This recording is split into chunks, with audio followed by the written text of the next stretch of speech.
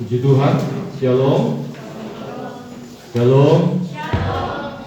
Tuhan kita Tuhan yang luar biasa. Amin.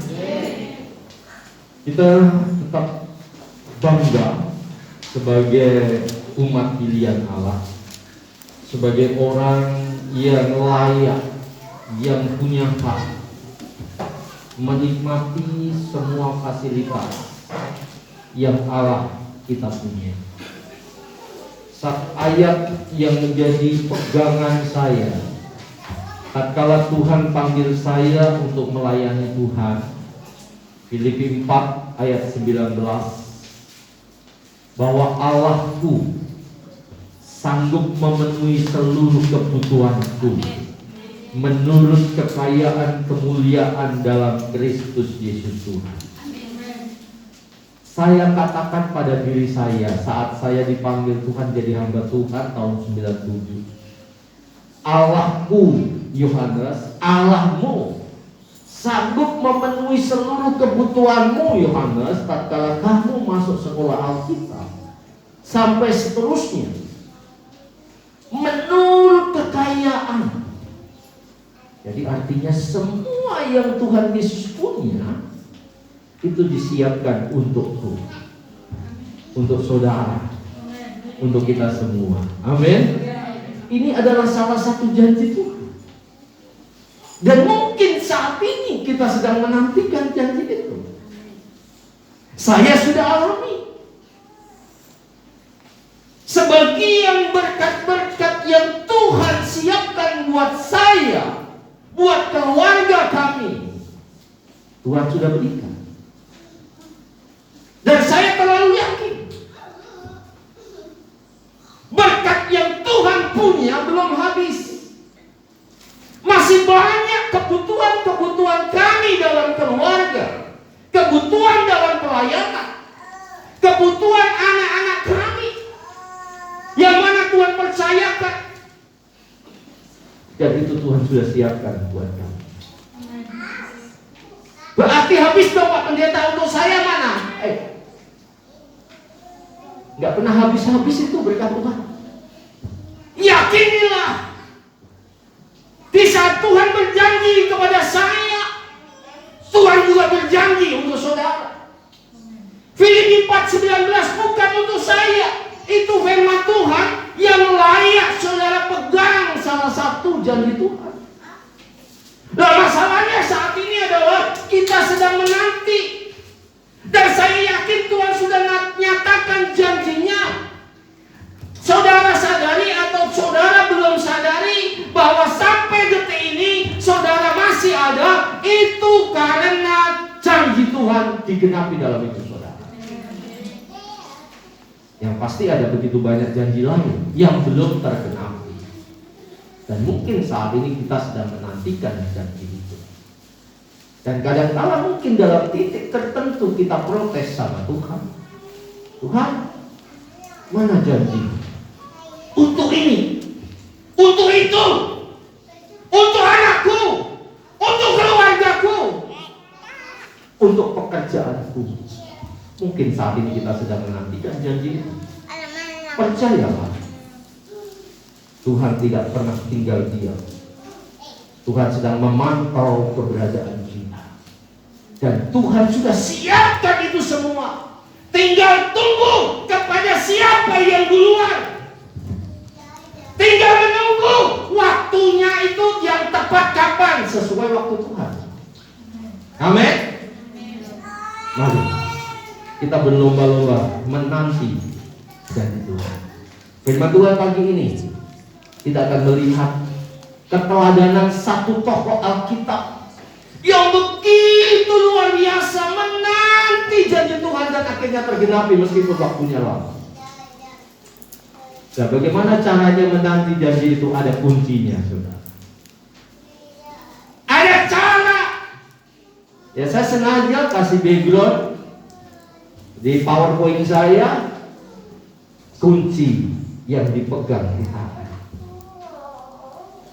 Kunci ini dipegang di tangan Tuhan dan Tuhan siapkan, berikan kunci itu buat saudara dan saya. Dan kuncinya itu ada dalam Alkitab. Bagaimana caranya? Mari kita membuka Alkitab kita di dalam surat Ibrani. Ibrani pasal yang ke-11, ayat yang ke-8 sampai ayat yang ke-18. Kita baca ayat ini bersama-sama. Ya, iman muncul dari pendengaran. Pendengaran apa yang kita dengar, yaitu firman Tuhan. Ayat 8 sampai ayat yang ke-18. 1, 2, 3. Karena iman Abraham taat ketika ia dipanggil untuk berangkat ke negeri yang akan diterimanya menjadi milik pusakanya. Lalu ia berangkat dengan tidak mengetahui tempat yang ia tujui. Karena iman, ia diam di tanah yang dijanjikan itu, seolah-olah di suatu tanah asing. Dan di situ ia tinggal di rumah dengan Ishak dan Yakub, yang turut menjadi ahli waris janji yang satu itu. Sebab ia menanti-nantikan kota yang mempunyai dasar, yang direncanakan dan dibangun oleh Allah. Karena iman, ia juga dan Sarah beroleh kekuatan untuk menurunkan anak cucu, walaupun usianya sudah lewat. Karena ia menganggap dia yang memberikan janji itu setia. Itulah sebabnya, maka dari satu orang, malahan orang yang telah mati muncul, terpancar keturunan besar, seperti bintang di langit dan seperti pasir di laut, yang tidak terhitung banyaknya. Dalam iman mereka semua ini telah mati sebagai orang-orang yang tidak memperoleh apa yang dijanjikan itu, tetapi yang hanya dari jauh melihatnya dan melambai-lambaikan kepadanya, dan yang mengakui bahwa mereka adalah orang asing dan pendatang di bumi ini. Sebab mereka yang berkata demikian menyatakan bahwa mereka dengan rindu mencari suatu tanah air. Dan kalau sekiranya dalam hal itu mereka ingat akan tanah asal yang telah mereka tinggalkan, maka mereka cukup mempunyai kesempatan untuk pulang ke situ. Tetapi sekarang mereka merindukan tanah air yang lebih baik, yaitu satu tanah air surgawi. Sebab itu Allah tidak malu disebut Allah mereka, karena ia telah mempersiapkan sebuah kota bagi mereka. Karena iman, maka Abraham, tak kala ia dicobai mempersembahkan Ishak, ia yang telah menerima janji itu rela mempersembahkan anaknya yang tunggal, walaupun kepadanya telah dikatakan, keturunan yang berasal dari Ishaklah yang akan disebut keturunanmu. Puji Tuhan. Bapak Ibu Saudara yang dikasihi Tuhan, kita akan sama-sama belajar dalam Alkitab dengan cara meneladani bagaimana Abraham menantikan janji Tuhan. Dari akhir perjalanan Abraham, apa yang Tuhan janjikan tergenapi dalam hidupnya. Itu artinya Tuhan tidak pernah bohong apa yang Dia katakan. Amin. Katakan pada kanan kiri, Tuhan tidak pernah bohong apa yang Tuhan katakan. Tapi jangan bilang kamu suka bohong. Ya memang realitanya memang apa manusia suka bohong, gitu kan? Siapa yang nggak pernah bohong? Tatkala saudara berkata saya nggak pernah bohong, itu saudara sudah bohong. Ya kan? Tuhan tidak pernah bohong. Tuhan tidak pernah mengingkari perkataannya. Apa yang dikatakan pasti tergenapi. Tetapi masalahnya tergantung kita. Mari kita akan lihat sedikit apa janji Tuhan pada Abraham. Kita lihat sekilas saja. Ada 3 janji besar yang dikatakan Tuhan kepada Abraham, yaitu yang pertama,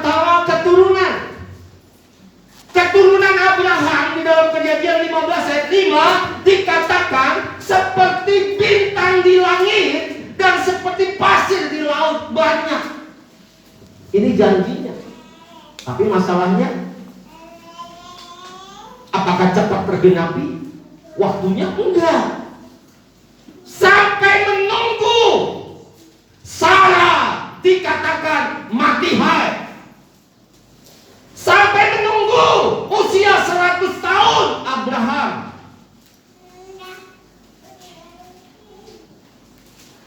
Tetapi tetap tergenapi. Waktunya lama. Dan menurut ukuran manusia, Sarah tidak mungkin lagi punya anak. Ada penghalang. Tetapi penggenapan janji Tuhan tidak bisa dihalangi oleh kuasa manapun. Terjadi. Akhirnya Sarah punya anak di usia lanjut. Dan tetap melalui anaknya Abraham, Ishak. Banyak sekali. Tanah perjanjian, tanah Kanaan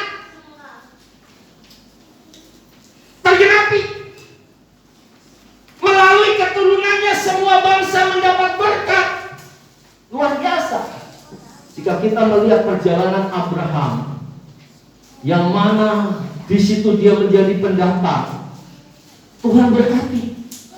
Dan melalui keberadaannya, orang-orang sekitar diberkati. Semua tergenapi. Tunggu proses. Untuk mencapai, untuk menggenapi keturunan, proses waktu. Untuk mencapai ke tanah perjanjian, proses perjalanan hidup.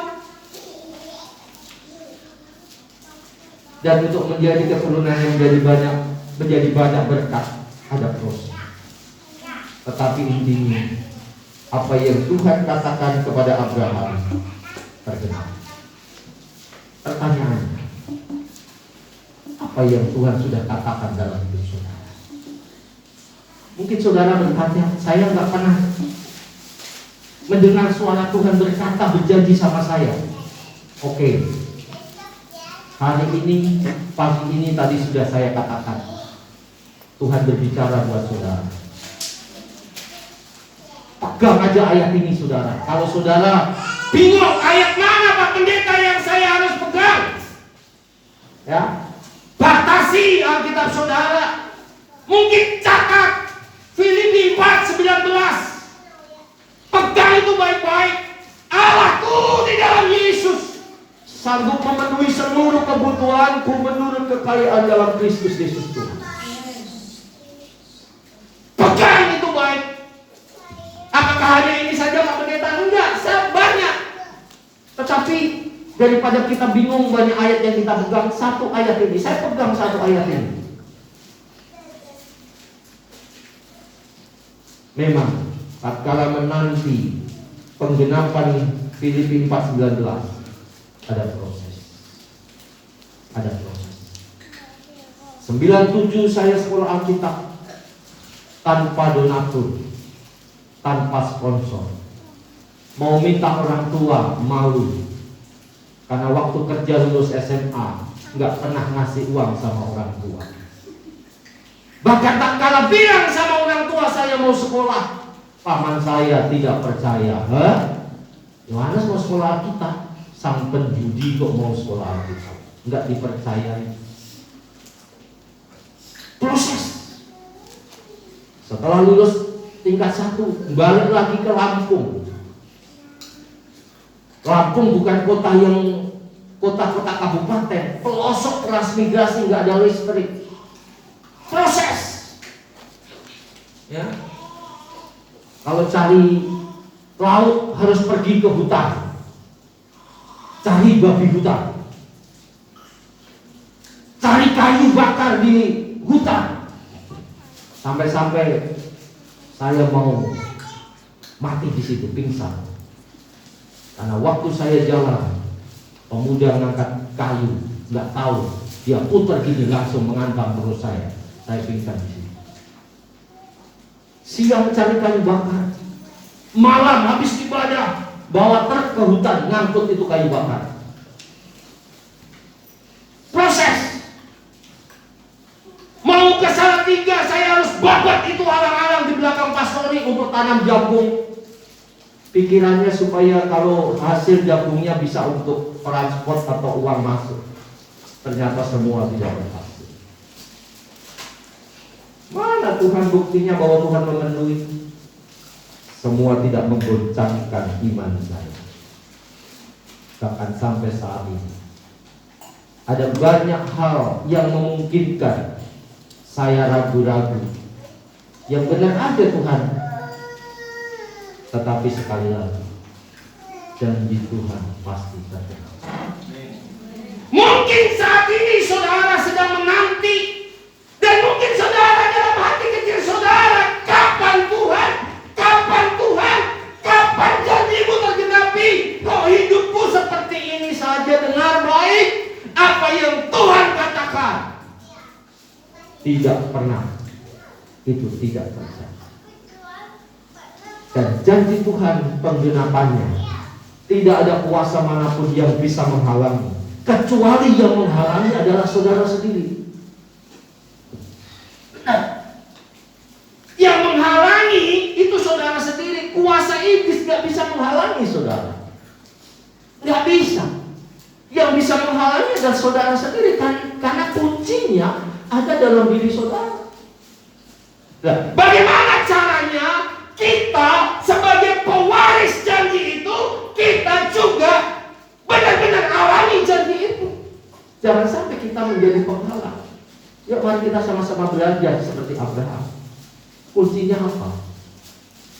Kunci menikmati janji Tuhan. Yang pertama, kita lihat ayat yang ke-8 sampai ayat yang ke-10. Karena iman Abraham taat tatkala ia dipanggil untuk berangkat ke negeri yang akan diterimanya menjadi milik pusakanya. Lalu ia berangkat dengan tidak mengetahui tempat yang ia tuju. Di dalam ayat yang ke-8 sampai ayat yang ke-10, di ayat yang ke-8 diawali dengan satu kalimat pendek. Karena iman Abraham taat. Untuk menikmati janji Tuhan, yang Abraham tampilkan bukan apa yang ia punya dengan kekuatannya sebagai seorang laki-laki, tetapi yang dikatakan firman Allah karena iman. Kunci menikmati janji Tuhan yang pertama, mari keluarga Mahanaim, jemaat Tuhan, tampilkan iman kita kepada Tuhan. Amin. Iman seperti apa? Bukan cuma berkata, yes, saya sudah beriman kepada Yesus Pak Pendeta, saya sudah percaya kepada Yesus Pak Pendeta. Apakah hanya ini yang kita bisa katakan, Tuhan Yesus, mana janjimu? Aku sudah beriman. Yesus bilang, iya saya tahu mau beriman, tapi nanti dulu. Perhatikan ayat yang ke-9, ayat yang ke-8 tadi. Ketika ia dipanggil untuk berangkat ke negeri yang akan diterimanya menjadi milik pusakanya, lalu ia berangkat dengan tidak mengetahui tempat yang ia tujui. Dengar baik, imannya Abraham itu luar biasa. Tatkala dia dengar suara Tuhan, Abraham, keluar lo. Saat itu namanya bukan Abraham ya, Abraham, sekarang tinggalkan tempatmu, negaramu, pergi. Dalam hati Abraham katakan, kemana Tuhan? Manusiawi. Tatkala saya suruh, saya minta tolong, Pak Oscar, pergi. Pasti Pak Oscar bilang, kemana Pak Gembala? Abraham katakan itu dalam hati kecilnya, nggak tahu pergi kemana. Tetapi dengan baik, firman Tuhan mencatat, Abraham taat, mendengar dan melakukan meskipun tempat itu belum ketahui. Iman yang kita tampilkan di dalamnya ada ketaatan, saudara. Apa yang kita dengar, kita lakukan. Apa yang kita dengar, kita lakukan. Apa yang kita dengar, kita lakukan. Taat. Berat, saudara. Abraham bukan orang miskin. Dia adalah anak orang kaya. Keluarganya mampu, mapan. Tatkala Tuhan katakan Abraham pergi, Abraham langsung pergi, nggak usah tanya-tanya apa-apa.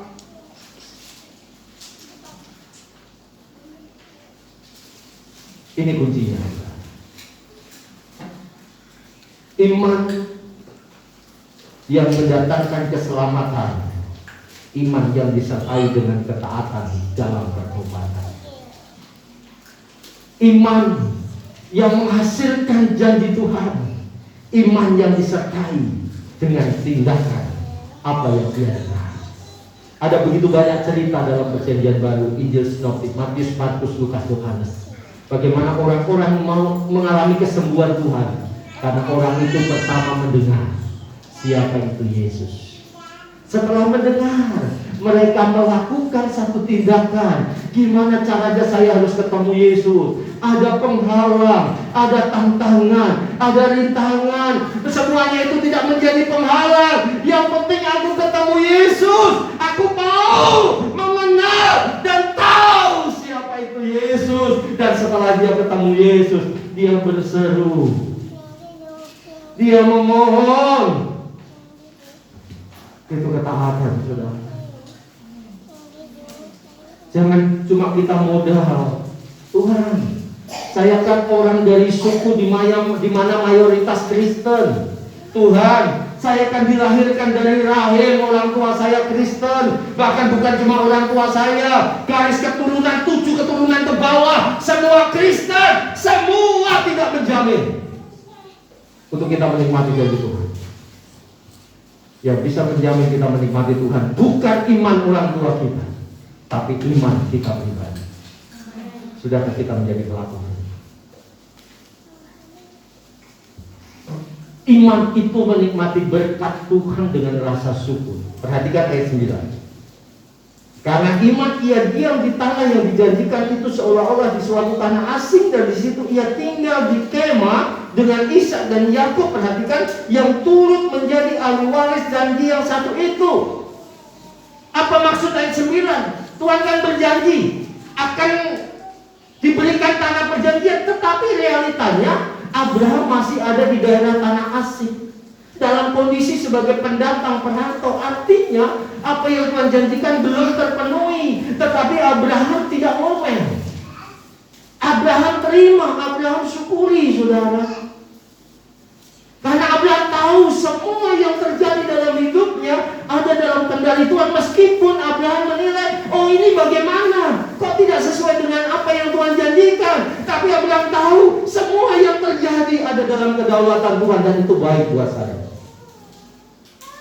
Belajar bersyukur dari apa yang Tuhan kasih buat kita. Gak usah protes.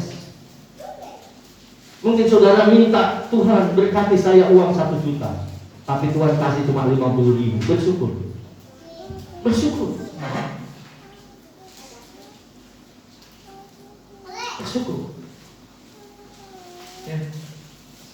Menerima segala sesuatu dengan rasa syukur.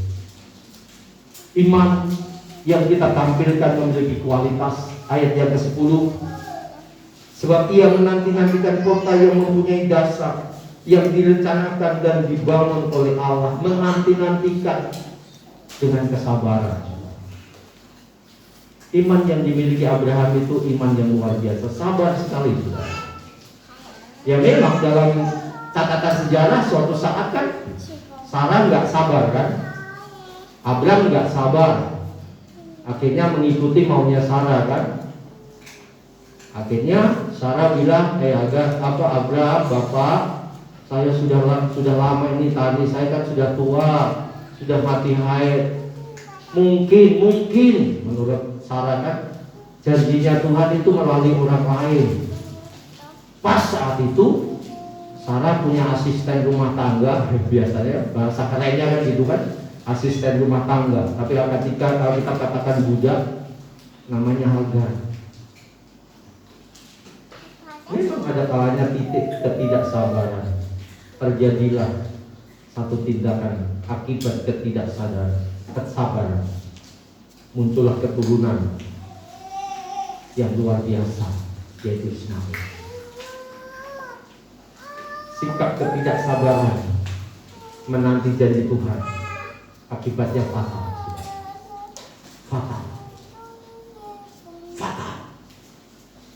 Maunya kita instan, tapi dengan baik.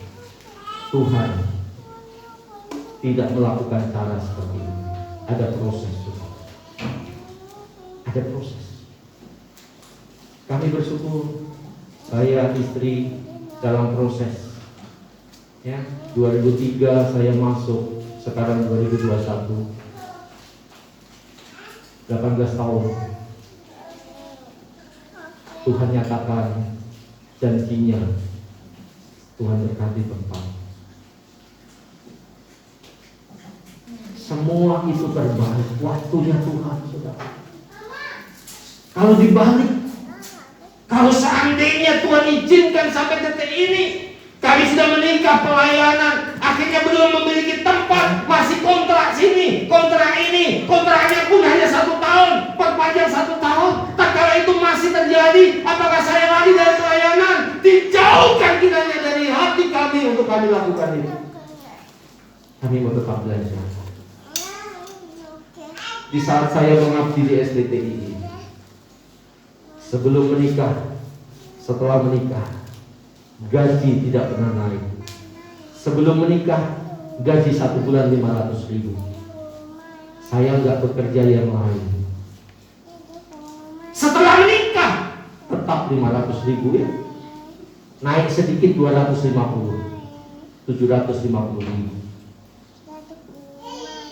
Apakah saya protes? Saya tekun. Ya puji Tuhan. Proses sehingga Tuhan percayakan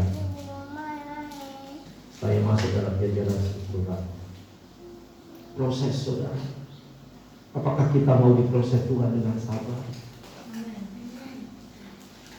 Mungkin ada beberapa jemaat yang punya keinginan pulang, Ibu Heni mau pulang, tapi ada begitu banyak kendala. Naik kapal nggak bisa, Ibu Epi juga kan, karena ada kendala anak nggak boleh. Mau naik pesawat mahal, ada banyak kendala. Kembali, jika itu kehendak Tuhan, dengan baik. Jika itu kehendak Tuhan, dengan tidak ada kuasa manapun yang bisa menghalangi. Jika itu kehendak Tuhan, kalau itu bukan kehendak Tuhan, jangan paksakan. Perlu berdoa sama Tuhan. Pemuda-pemudi untuk cari pasangan, berdoa sama Tuhan. Cari kehendak Tuhan. Jangan sampai saudara menyesal seumur hidup. Karena usia pernikahan kekristenan hanya maut yang memisahkan. Jangan tunjukkan perasaan, yang penting wow, cinta. Makan itu cinta. Ya memang cinta, didasari cinta. Mana mungkin kita nggak cinta kalau kita nggak apa untuk menjalin hubungan pernikahan. Ada cinta, tapi libatkan Tuhan, saudara. Libatkan Tuhan. Libatkan Tuhan. Saya menanti pasangan hidup, libatkan Tuhan juga. Tapi sampai 38 tahun baru Tuhan jawab. Dan Tuhan temukan yang terbaik dari yang baik. Bukan berarti yang lain nggak baik, tapi dia yang terbaik. I love you. Ya kayak gitu kan?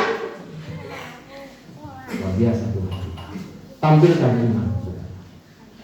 Saya rindu keluarga Manai memiliki iman kualitas yang di dalamnya ada ketaatan, menerima berkat Tuhan apapun itu dengan rasa syukur, dan menanti dengan penuh kesabaran. Sabar.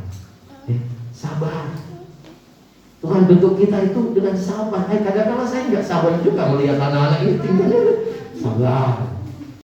Ibu-ibu, orang tua menghadapi anak sabar. Ya, ibu-ibu, istri-istri menghadapi suami sabar. Amin.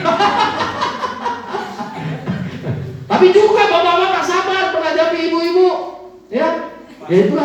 Gimana Pak Iman? Ya, sabar. Ya, itu yang pertama. Tampilkan iman. Yang kedua, ya, perhatikan ayat yang ke-11 dan 12. Karena iman, ia juga dan Sarah beroleh kekuatan untuk menurunkan anak cucu, walaupun usianya sudah lewat. Karena ia menganggap dia yang memberikan janji itu setia. Sebab itulah maka dari satu orang, malahan orang yang telah mati pucuk, terpancar keturunan besar seperti bintang di langit, seperti pasir di tepi laut yang tidak terhitung banyaknya. Yang kedua, ayat 11-12, saya simpulkan, jadikan setiap persoalan yang ada dalam diri kita sebagai, dengar baik, kesempatan untuk bertumbuh dalam Tuhan. Untuk menanti janji Tuhan, Abraham ada proses, ada masalah. Untuk menanti keturunan ada masalah. Untuk menikmati tempat kanan ada masalah. Dan Abraham itu jadikan masalah itu menjadi kesempatan karena dia tahu. Di sini dikatakan ayat yang ke-11 tadi, ya. Ayat yang ke-11, karena Abraham menganggap dia yang berjanji, dia yang memanggil, yaitu Allah yang memberikan janji itu setia. Allah kita itu Allah setia, ya. Kesetiaannya nggak perlu kita ragukan lagi. Jadi tatkala kita punya masalah, bukan berarti Allah nggak setia. Allah izinkan masalah itu menjadi kesempatan kita untuk diproses, dibentuk, untuk naik tingkat. Untuk kita bisa naik kelas harus ujian dulu, saudara. Kalau saudara diuji melalui pandemi ini, saudara lulus, saudara, menurut manusia, ukuran penelitian, ini masa tersulit dibanding 2007 krisis moneter. Ini lebih parah katanya. 1997 moneter. Ini lebih berat. Kalau kita lulus bisa mengatasi masa pandemik ini, saudara, kita naik tingkat, saudara. Tuhan sedang menguji, Tuhan sedang menanti kita. Kita mau tetap setia, kita mau tetap berharap, kita tetap mau menanti janji Tuhan atau jadikan setiap persoalan menjadi cambuk, menjadi alat asah supaya kita lebih tajam seperti pisau, bukan seperti silet, ya. Tajam seperti silet itu gosip, ya. Jadi gosip itu diasah-asah semakin sip, setajam silet. Kata Ross siapa itu? Kalau saudara mau setajam silet, ya, kalau saudara mau menjadi pribadi yang punya kualitas yang luar biasa, jadikan setiap persoalan menjadi kesempatan, menjadi sarana untuk kita bertumbuh, untuk kita menjadi pribadi yang menyenangkan hati Tuhan. Abraham lakukan itu. Ada proses. Ada proses. Di awal ini dibangun, saya sudah sampaikan kan, sudah selesai. Kebanggaan buat kami. Beberapa jemaat awal sudah membawa kursi pindah ke sini. Ini belum di lantai, belum selesai. Saya sama ibu di atas. Tiba-tiba datang Bapak kuliah. Waktu itu masih sakit, maka tak bincang, diam saja. Dia dudukkan kami di situ. Pak Yohanes, tidak boleh tempat ini untuk ibadah. Bayangkan saudara, ya, kita sudah mimpi, tempat sudah jadi, kita ibadah leluasa. Tidak tidak boleh. Saya hanya bisa menangis. Ibu Gembala hanya menyampaikan, mohonlah Pak, sambil menangis. Apakah kami stop di situ, berhenti? Ya sudahlah, diberhentikan ya sudah. Enggak. Saya terlalu yakin ini proses. Terbukti sampai sekarang. Apakah ke depannya nggak ada masalah? Kami tahu, kita harus tahu. Ke depan juga memungkinkan ada masalah. Tapi jadikan masalah itu menjadi kita berdoa. Saya terlalu yakin tempat ini, gereja ini, rumah kita bersembahyang, berdoa ini kehendak Tuhan. STTII dibangun dengan visi 111. Satu desa, satu jemaat dalam satu generasi. Maksudnya selama 4 tahun harus berdiri mahasiswa mendirikan jemaat di desa, satu desa. Sempidi sangat dekat dengan STTII. Sempidi belum pernah ada satu gereja, dan baru kita. Memang kita notabene nggak atas nama gereja. Bapak Bendesa ada sarankan ini yayasan, nggak jadi masalah. Rumah Tuhan. Memang GBI Rock ada di Madebahu. Mungkin ada teman-teman ada di kos-kosan. Tapi yang dominan menjadi tempat yang sudah permanen kita. Dan saya terlalu yakin ini kehendak Tuhan. Satu desa berdiri satu gereja. Tatkala kami datang ke Pak Klian Dinas, Sempidi ini ketat. Ini desa adat. Saudara lihat, Indomaret aja nggak boleh berdiri di sini. Oleh sebab itu Agung Jaya itu mereknya, gambarnya Indomaret, tapi nggak boleh nama Indomaret. Itu aturan. Awit desa. Nggak bisa mengubah. Harus upacara. Tuhan Yesus sanggup mengubah. Amin. Tunggu dengan sabar. Kami nggak bisa bayangkan tatkala Pak Kir katakan stop, nggak boleh. Ya sudah Pak. Akhirnya kami nggak bertindak apa-apa, nggak ketemu saudara. Akhirnya kita nggak bisa meluasa ibadah, dan berita Kristus tidak kita sampaikan di tempat. Proses, saudara. Proses. Jalani proses sebagai kesempatan untuk kita bertumbuh. Kunci menikmati janji Tuhan, tampilkan iman.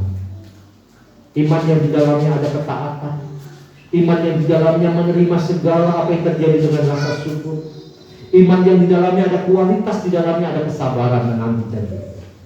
Yang kedua, jadikan setiap proses persoalan menjadi kesempatan untuk kita bertumbuh. Dan yang ketiga, yang terakhir, ayat yang ke-13 sampai ayat yang ke-16, memiliki tujuan hidup kekekalan. Rela tidak menerima janji Tuhan di dunia ini. Itu yang dialami oleh Abraham. Perhatikan ayat 13. Dalam iman, mereka semua telah mati sebagai orang-orang yang tidak memperoleh apa-apa yang dijanjikan itu. Bukan cuma Abraham, tokoh-tokoh iman. Sampai mereka mati, ada banyak janji yang mereka tidak nikmati. Tapi mereka enggak pusing. Tetapi yang hanya dari jauh melihatnya dan melambai-lambaikan kepadanya, dan yang mengakui bahwa mereka adalah orang asing dan pendatang di bumi ini. Di luar jangkauan mata rohani, mata jasmani kita, tokoh-tokoh iman itu cuma melihat kita. Enak aja itu keluarga mana, saya yang berjuang beriman luar biasa, kalian yang menikmati kayak gitu. Karena salah satunya adalah kelahiran Mesias yang dijanjikan, mereka tak melihat. Zaman gereja, zaman anugerah, mereka tak mengalami.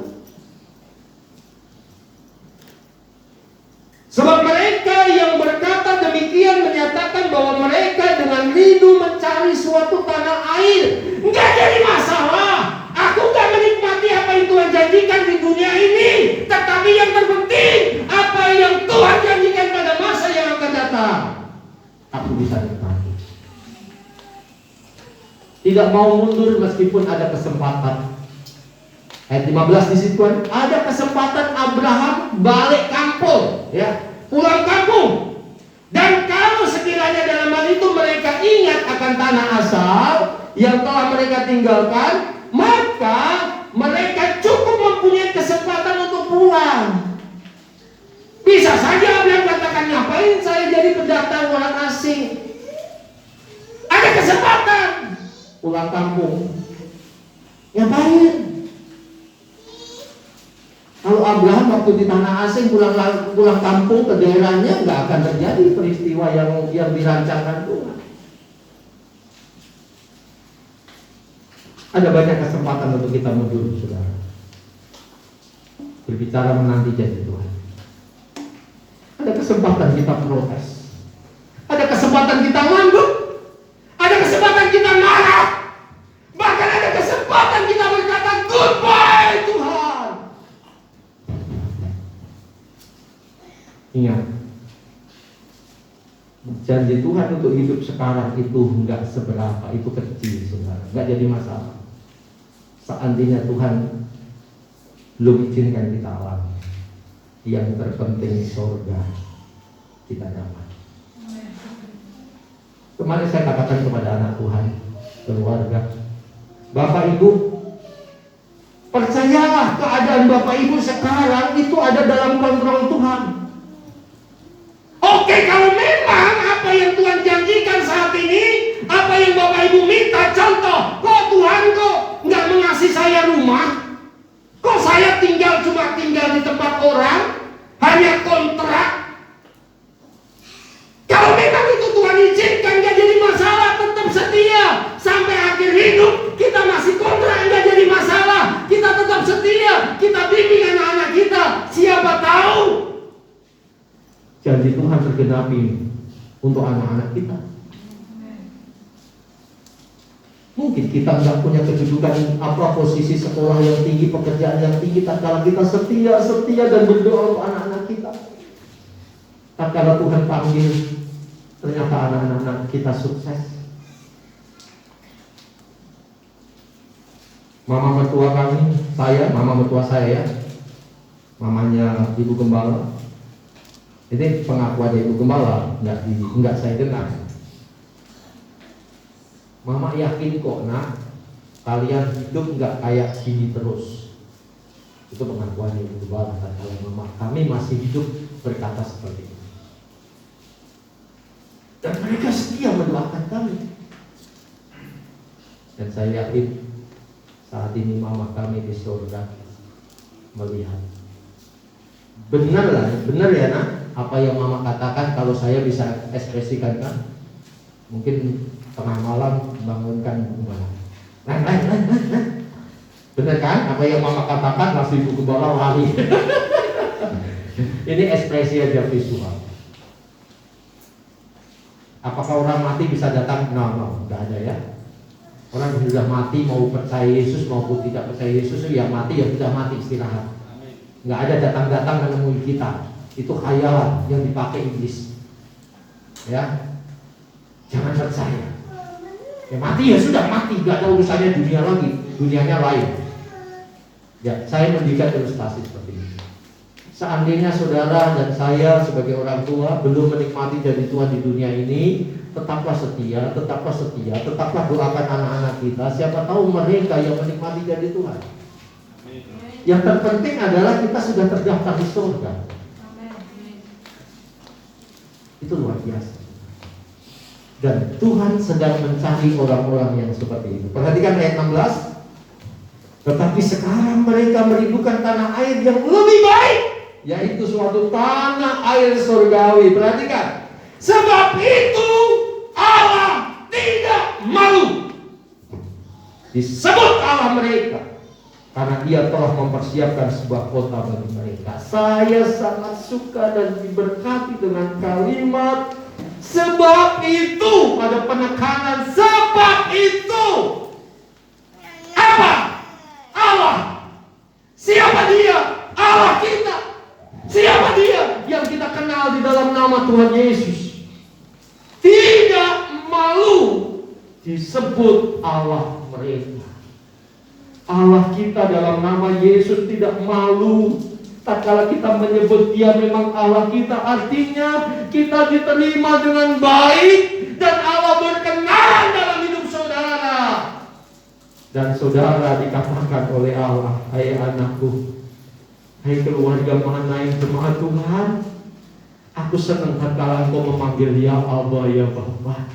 Aku senang tatkala engkau memanggil Tuhan. Aku senang tatkala kamu memanggil Tuhanku Yesus Kristus. Aku senang, aku dengar senang, karena engkau layak panggil itu. Dan Tuhan katakan begini loh, semua apa yang aku siapkan, semua apa yang aku miliki, bahwa aku punya segalanya, itu semuanya untuk kebutuhanmu, untuk kebutuhanmu, untuk kebutuhanmu. Dan tidak ada kuasa manapun yang bisa menghalangi. Kita tidak bisa menghalangi karena kita memiliki iman. Iman yang di dalamnya ketaatan. Iman yang di dalamnya mau selalu bersyukur. Iman yang di dalamnya selalu menanti dengan sabar. Dan yang kedua, siap menghadapi persoalan proses Tuhan menjadi kesempatan untuk kita bertumbuh. Dan yang ketiga, enggak peduli janji di dunia ini. Yang penting tujuan hidup saya adalah kekekalan. Yang penting tujuan hidup saya adalah bagaimana Tuhan berkenan dalam hidup saya. Bagaimana yang terpenting tujuan saya supaya Tuhan enggak malu dengan saya. Yang penting dalam Matius pasal 7 ayat 21 tidak terjadi dalam diri saya. Artinya tatkala kita panggil Tuhan Yesus, saya kan anakmu, saya terdaftar di keluarga Mahanaim, saya terdaftar dalam GPDI Mahanaim, saya orang yang setia. Tuhan bilang, katakan, siapa lo? Yang penting tatkala kita panggil dia katakan, oh iya nak, aku kenal kamu. Apa yang kamu minta? Aku sudah siap. Firman Tuhan pagi ini menantang kita. Tuhan yang berjanji kepada Abraham, janjinya tergenapi. Tuhan yang berjanji buat saudara dan saya, janjinya pasti tergenapi. Tergantung kita. Janji Tuhan seperti fajar, janjinya selalu muncul, selalu baru. Terdengar dalam kita. Biarlah firman Tuhan pagi ini mendorong kita untuk menikmati janji Tuhan. Dan kuncinya sudah saudara dan saya pelajari, bersumber dari firman. Tampilkan iman, milikilah satu prinsip hidup. Persoalan jadi proses untuk aku bertumbuh, dan tujuan hidupmu hanya Tuhan. Puji Tuhan, Tuhan Yesus memberkati.